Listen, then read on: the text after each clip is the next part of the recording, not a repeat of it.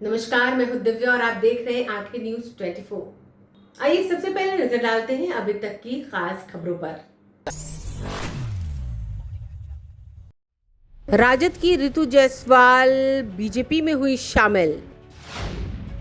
मंत्री शीला मंडल का बड़ा दावा, एमएलसी की 10 सीटों पर एनडीए उम्मीदवार की होगी जीत। बिहार के 3 हस्तियों को पद्मश्री सम्मान से किया गया सम्मानित। बिहार में पर्यटन के विकास के लिए मीडिया इन्फ्लुएंसर और पॉडकास्टरों की ली जाएगी मदद। और बिहार में लू से बचकर रहें, ऑरेंज अलर्ट जारी।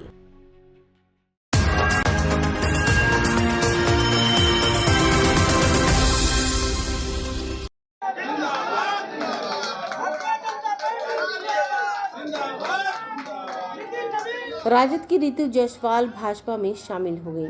इस अवसर पर उपस्थित अन्य लोगों में प्रदेश अध्यक्ष संजय सारंगी मौजूद थे। उन्होंने कहा कि जनसेवा और राजनीति में अलग पहचान बनाने वाली ऋतु जायसवाल उनके साथ आए हुए राजद के अन्य लोगों का स्वागत करता हूं।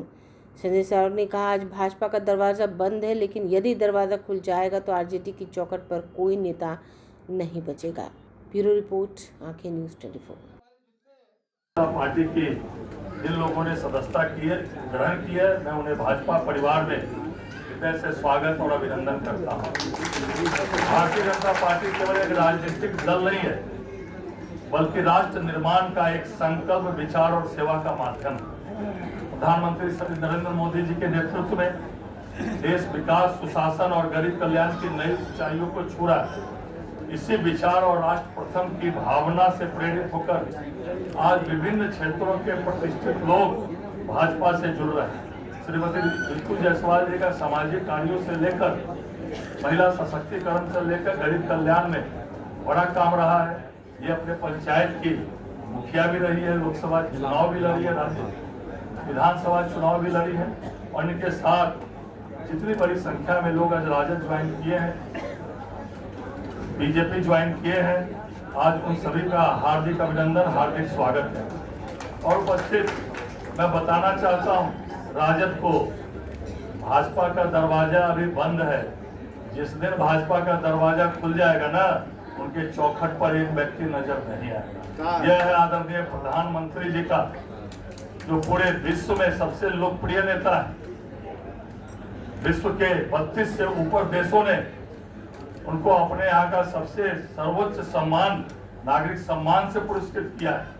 इसलिए आज भारतीय जनता पार्टी में माननीय प्रधानमंत्री जी की नीतियों से प्रेरित होकर, माननीय भारतीय जनता पार्टी की सरकारों से प्रेरित होकर बहुत से लोग आज भारतीय जनता पार्टी ज्वाइन करना चाहते हैं। मैं एक बार पुनः ऋतु जायसवाल जी और उनके साथ जो सैकड़ों लोगों ने भारतीय जनता पार्टी की सदस्यता ग्रहण की है, उनका बहुत बहुत हार्दिक अभिनंदन, हार्दिक स्वागत करता हूं। उनके नेतृत्व में, उनके कार्यों के कारण भारतीय जनता पार्टी का संगठन और मजबूत होगा।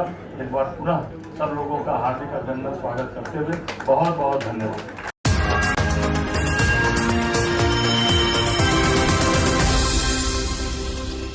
सब लोग जानते हैं कि बिहार सरकार के मंत्री शीला मंडल ने बड़ा दावा किया है, एमएलसी की 10 सीट पर एनडीए उम्मीदवार की जीत होगी। आज पटना में संवाददाता सम्मेलन को संबोधित करते उन्होंने कहा कि जब चुनाव परिणाम आएगा तब देखिएगा क्या परिणाम आता है।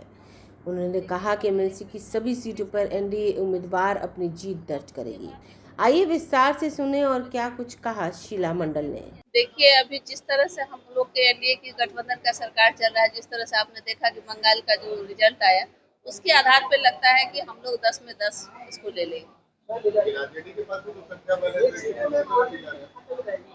देखिए, वो क्या जाएगा वो तो वक्त बताएगा ना, आने दीजिए ना, रिजल्ट आएगा तो अपने आप दिखाई देगा आपको। घी है गरगराएगा तो पता चलेगा ही कैसा स्मेल है। अभी तो होने तो दीजिए। नहीं, ऐसा कोई बात नहीं। हमारे गार्जियन है माननीय मुख्यमंत्री नीतीश कुमार जी हैं, उनके द्वारा ही सब कुछ होता है। तो हम लोग सब लोग जानते हैं कि हम लोग का बहुत अच्छा रहेगा।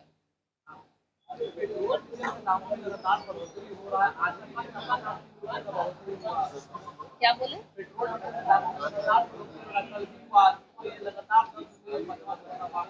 देखिए, पहले पेट्रोल कैसे था, 110 रुपये था, अब उसके बाद 113 हुआ है। कुछ पैसा हुआ। तो ऐसा नहीं है, देखिए बार बार कितना कम मिनिमम देख लीजिए, आप उसका देखिएगा रेशियो देखिएगा मिनिमम है, ऐसा नहीं है कि बहुत ज्यादा बढ़ोतरी हुआ है। जितना अधिक न्यूज फैलाया जा रहा है उतना ऐसा कुछ नहीं है, मात्र मिनिमम पैसे का है, 90 पैसा 87 पैसा, देखिएगा रिकॉर्ड उसका तो आपको पता चलेगा। और तो 3 रुपया टोटल है, आपने जो देखा कि 3 बार आपने कह रहे बढ़ाया ना, तो उसे टोटल में 3 रुपया कुछ पैसा है, ऐसा कुछ नहीं। लगातार आरोप लगा रहे हैं कि 1 महीने में 8,600 से ज्यादा बल्दिया है वो अभी तक गायब हो गए बिहार में, कौन सा राज आते हैं? देखिए वो लोग जो लोग बोल रहे हैं उनसे पूछिए कि 2015 से पहले क्या स्थिति था। हम लोग भी महिला हैं, 2 बच्चे की माँ होते थे, आज जब हम लोग झोला लेके वो सब्जी लाने जाते थे, कैसा माहौल था, कैसा भयावह माहौल था, वो पल भी हम लोग नहीं भूले हैं। बोरिंग रोड से एलसीटी घाट जाना होता था, देखो टेम्पो रिक्शा नहीं जाता था डर से। आज लोग भले कुछ भी बोले, लेकिन आज जो माहौल है आप जान लीजिए, कुछ अगर ऐसी बात होती है तो तुरंत हमारे एक्शन लिया जाता है, तुरंत उस पर कार्रवाई होती है। हमारे नेता का सिद्धांत ही है, ना हम लोग किसी को बचाते हैं ना फंसाते हैं। मैम, पटना में अंतिम घटना हो रही है, दिनदहाड़े बैंक लूटने की कोशिश की गई। देखिए उस तरह का घटना का कोई जाति या कोई ये नहीं होता है, जो ऐसा करेंगे उसके ऊपर तुरंत कार्रवाई होता है।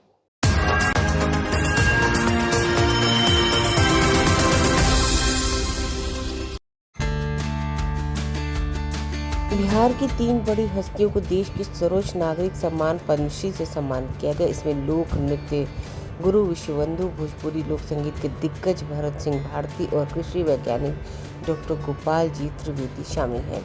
राष्ट्रपति भवन में कार्यक्रम चल रहा था। इसमें द्रौपदी मुर्मू सभी सम्मानित लोगों या उनके परिजन को पुरस्कार दे रही थी। लोक नृत्य गुरु विश्वबंधु और प्रसिद्ध कृषि वैज्ञानिक डॉक्टर गोपाल जी त्रिवेदी का निधन हो चुका है।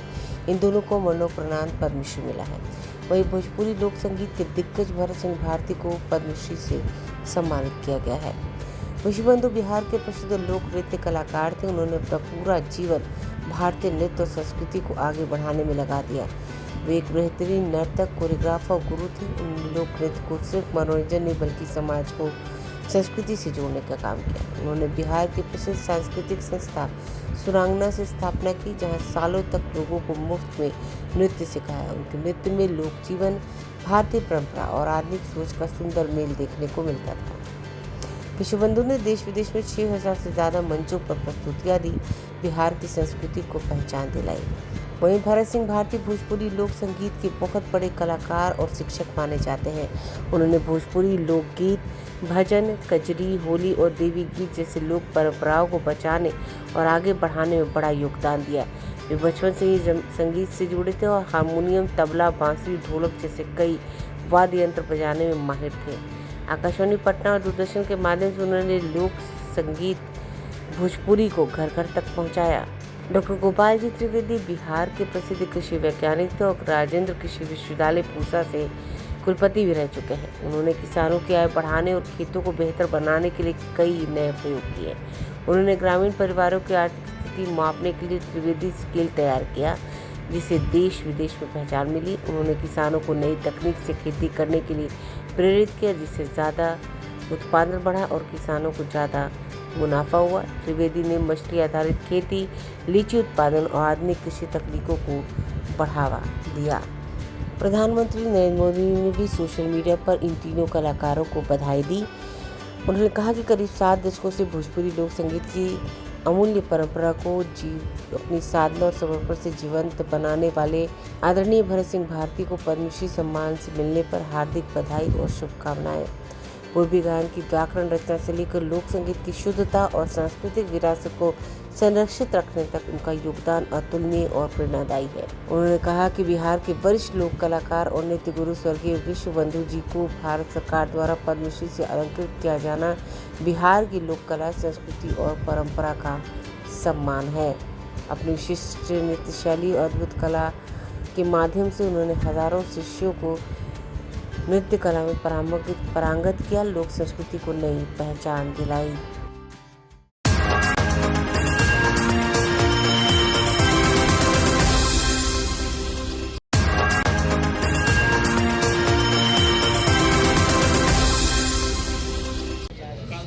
बिहार बिहार में पर्यटन के विकास के लिए अब मीडिया, इन्फ्लुएंसर और पॉडकास्टों की मदद ली जाएगी। इस पर बिहार सरकार के पर्यटन मंत्री केदार प्रसाद गुप्ता ने बताया, मुख्यमंत्री सम्राट चौधरी के नेतृत्व में बिहार में पर्यटन का विकास किया जाएगा।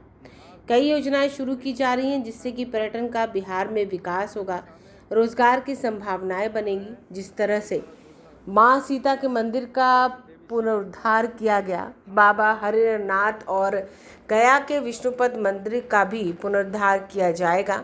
इसके अलावा राज्य में कई 5 स्टार होटल बनाए जाएंगे जिससे कि पर्यटन का विकास होगा और रोजगार के भी अवसर आएंगे। आइए सुने और क्या कुछ कहा केदार प्रसाद गुप्ता। पर्यटन विभाग बिहार के यशस्वी मुख्यमंत्री सम्राट चौधरी जी के मार्गदर्शन में बिहार में एक नया कायम करेगा और पर्यटन के दिशा में बहुत सारा योजना हम लोग बना रहे हैं। बहुत सारा योजना पर काम चल रहा है, जैसे देवी सीता का धाम बन रहा है दिव्य और भव्य, उसी तरह हरिहरनाथ बाबा का मंदिर का भी हो रहा है सौंदर्यीकरण, गया में विष्णु भगवान का हो रहा है और बहुत ऐसे जगह पर 5 स्टार होटल बना करके बहुत सारा काम हो रहा है जिससे बेरोजगारों को रोजगार भी मिलेगा और पर्यटन को एक अच्छा पर्यटन स्थल मिलेगा।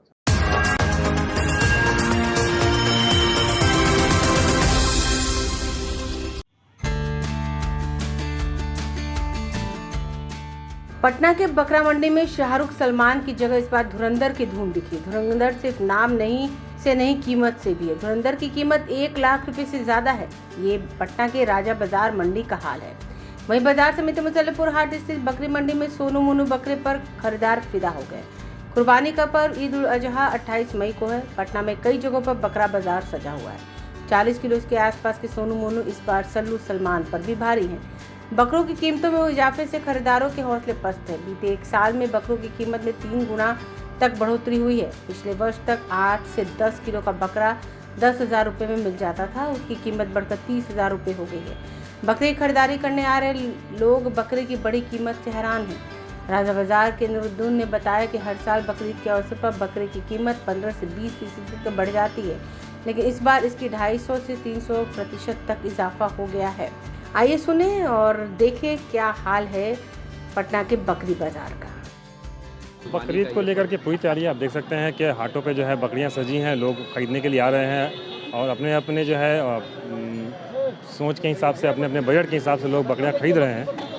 जिनकी जितने अपनी एक बजट है, सलाहियत है, उसके हिसाब से लोग बकरा खरीद रहे हैं। मार्केट में बकरा जो है आपको हर तरह का अवेलेबल है। कि क्या रेट में ज़्यादातर मार्केट में देखने को 10,000 मिनिमम कम से कम बकरा है और उसके ऊपर तो लाख, 1.25 लाख, 2 लाख तक का बकरा यहाँ अभी अवेलेबल है। बाज़ारों में बहुत ज़्यादा भीड़ है और बहुत ज़्यादा रेट है। कम से कम इसमें 3-4 घंटा टाइम दीजिएगा तब जाके आपको जानवर पटेगा। बहुत महंगा भी है। कहाँ से लोग ज़्यादातर इस तरह की खस्सियाँ आ रही है बाज़ारों में? यूपी से ज़्यादातर खस्सियाँ आई है। ठीक है, यूपी से है। कुछ नाम भी इसका रखे हैं, सिरोही है, क्या क्या जो प्रजाति इन लोगों का रहता है। बाज़ारों में कैसा कैसा नाम आपको देखने को मिला है? बाज़ारों में तो बहुत बड़ी बड़ी खस्सी आई हुई है, बहुत बड़ा बड़ा। क्या क्या नाम ऐसा कोई नामकरण नहीं हुआ है, बस आदमी खूबसूरती पे खरीद ले रहा है। बाज़ारों में देखने को मिला था कि सलमान है, अलग अलग नामों को मिले थे, लेकिन आप अंदर जाइएगा तो आपको पता चलेगा। कितनी तैयारी है बकरीद को लेकर, कितना उत्साहित हो? ठीक है, मज़ा आ रहा है? बाज़ार में आए हो, मज़ा आ रहा है। कितने देखने को मिला, कैसे कैसे बकरियाँ मिली देखने को? बहुत सारा मिला, इतना मिला कि गिन नहीं सकता।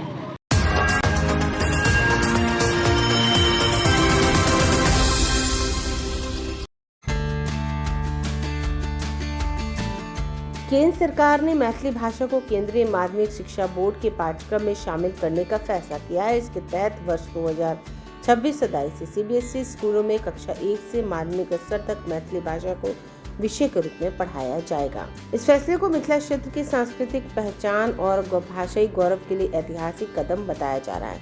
मुख्यमंत्री सम्राट चौधरी ने सोशल मीडिया प्लेटफॉर्म एक्स पर पोस्ट करके इस फैसले का स्वागत किया।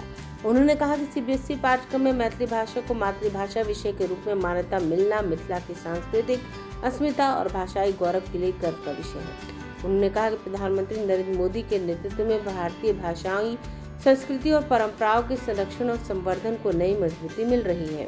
केंद्रीय शिक्षा मंत्री जयंत चौधरी ने दरभंगा सांसद गोपाल जी ठाकुर को पत्र लिखकर इस निर्णय की जानकारी दी। उन्होंने बताया कि मैथिली भाषा भारतीय संविधान की 8वीं अनुसूची में शामिल है और अब इसे सीबीएसई पाठ्यक्रम में भी स्थान दिया गया है। मैथिली भाषा को सीबीएसई पाठ्यक्रम में शामिल किए जाने के बाद मिथिला क्षेत्र में लोगों को खुशी का माहौल है। शिक्षाविदों और सामाजिक संगठनों ने इसे भाषा और संस्कृति के संरक्षण की दिशा में बड़ा कदम बताया है।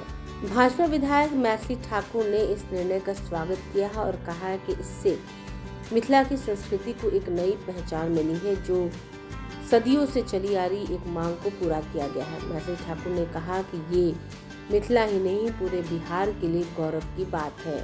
आइए सुने और क्या कुछ कहा मैथिली ठाकुर ने। नमस्कार। मिथिला की बेटी होने के नाते और मैथिली से जुड़ी इस ऐतिहासिक खबर को बहुत ही प्रसन्नता के साथ मैं आप सभी के साथ साझा करना चाहती हूँ।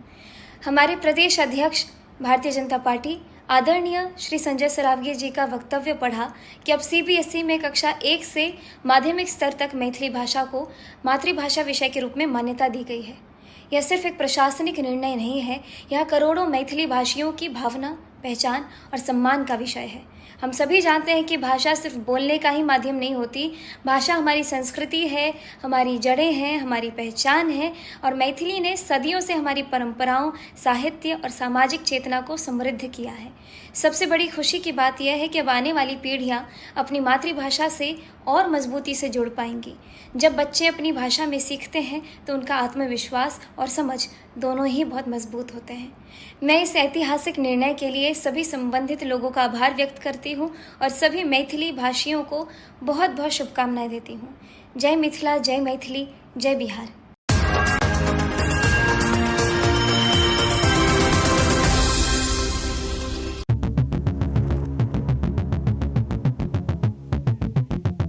बिहार में गर्मी चरम पर है। लोग गर्मी से हलकान है। पारा कभी 46 तो 45 डिग्री के आसपास रह रहा है। लोगों की स्थिति बद से बदतर होती जा रही है। भीषण गर्मी के बीच अब अस्पतालों में भी मरीजों की संख्या में बढ़ोतरी हो रही है। पटना के कई सरकारी और निजी अस्पताल में गर्मी के कारण होने वाली बीमारियों को लेकर डॉक्टरों के पास लोग पहुंच रहे हैं। हालात ये हैं कि लोगों की बढ़ती तादाद के कारण अस्पतालों में भारी भीड़ मरीजों की देखी जा रही है। मरीजों को काफ़ी परेशानियों का सामना करना पड़ रहा है। खासतौर पर सरकारी अस्पतालों में भी डॉक्टरों की कम उपलब्धता के कारण लोग परेशान हैं। उनका कहना है कि सरकार को ज़्यादा से ज़्यादा चिकित्सकों की नियुक्ति करनी चाहिए ताकि मरीजों की देखभाल ठीक तरीके से हो सके। पटना के LNJP अस्पताल में भी यही नज़ारा देखने को मिला। हमारे संवाददाता राजेश कुमार ने वहां का जायजा लिया और लोगों से बातचीत भी की। गर्मी बहुत ज़्यादा है, जिसमें डॉक्टर साहब यहाँ आए हैं दिखाने के लिए, लेकिन सीनियर सिटीजन के लिए कोई सुविधा नहीं है। लाइन में लगना पड़ता है, लंबा लाइन में, और उसके बाद वो दिखाना पड़ता है। परेशानी हो रही है? परेशानी बहुत हो रही है। गर्मी के कारण क्या क्या दिक्कत हो रहा है? क्या क्या दिक्कत हो रहा है? खांसी हो रहा है, खान पान में दिक्कत हो रही है। गर्मी तो बहुत है। लू लगने का डर लग रहा है? डर तो है, बाकी अंदर डॉक्टर एक है, भीड़ इतना है और डॉक्टर के इंतजाम करना चाहिए। अप्रोक्सीमेटली लगभग 50% पेशेंट फिजिशियन का इंक्रीज कर गया है। और जहाँ तक ऑर्थोपेडिक की बात है तो ऑर्थोपेडिक के मरीज में तो ज़्यादा चांसेस पोस्ट ऑपरेटिव पेशेंट को दिक्कत होती है गर्मी में, जो यहाँ जिनको स्टे करना पड़ता है यहाँ 10 दिन 15 दिन ऑपरेशन के बाद या ऑपरेशन के पहले, तो उनको हम लोग का प्रेफरेंस है कि जितना जल्दी हो सके ऑपरेट करें और जितना जल्दी हो सके उनको टाइमली डिस्चार्ज कर दें ताकि वो घर में फिर जाकर अपने आप को अच्छे से रह सकें। बेडों की संख्या भी वगैरह आप लोगों ने बढ़वाया है, क्योंकि जिस तरीके से गर्मी पड़ा है तो उसके लिए इमरजेंसी ट्रायज में कुछ बेड तो रखे हैं कि अगर वैसा इमरजेंसी मरीज आवे तो 10 बेड हम लोग के पास ट्रायज में है। उसमें हम लोग इमरजेंसी मरीज को ही, जो सीरियस मरीज है उसी के लिए हम लोग रिजर्व रखते हैं। और ऐसे हम लोग के करीब 140 बेड के 140 to 160 बेड के आसपास का स्ट्रेंथ है। लेकिन माननीय मुख्यमंत्री जी के जो ड्रीम प्रोजेक्ट था उसमें 400 बेड का हम लोग को बनने की, मतलब जल्दी हैंड ओवर देने की भी तैयारी हो रही है जोर शोर से। अगर वो मिल जाएगा तो हम लोग का बहुत बेडों की संख्या में बहुत ज़्यादा इंक्रीज बढ़ोतरी हो जाएगी। अंतिम सवाल लेंगे सर, आखिर मरीज कैसे बचे इस गर्मी से, कैसे उपाय करें, किस तरह के खान पान, उनका रहन सहन हो? पहला प्रेफरेंस तो यही रहेगा कि कोशिश करें कि धूप में डायरेक्ट कांटेक्ट से बचा जाए। डायरेक्ट कांटेक्ट में ना आया जाए, बेस्ट उपाय है।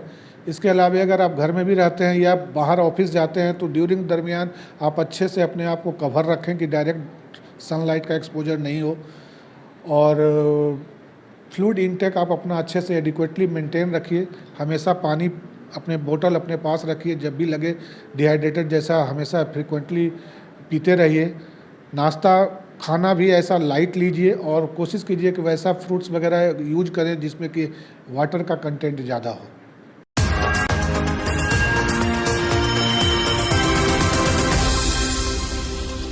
अगर आपने अभी तक हमारे चैनल को सब्सक्राइब नहीं किया है तो हमारे चैनल को जल्द से जल्द सब्सक्राइब करें, लाइक करें और शेयर करें। ताज़ा तरीन खबरों के लिए देखना ना भूलें आंखें न्यूज़ 24।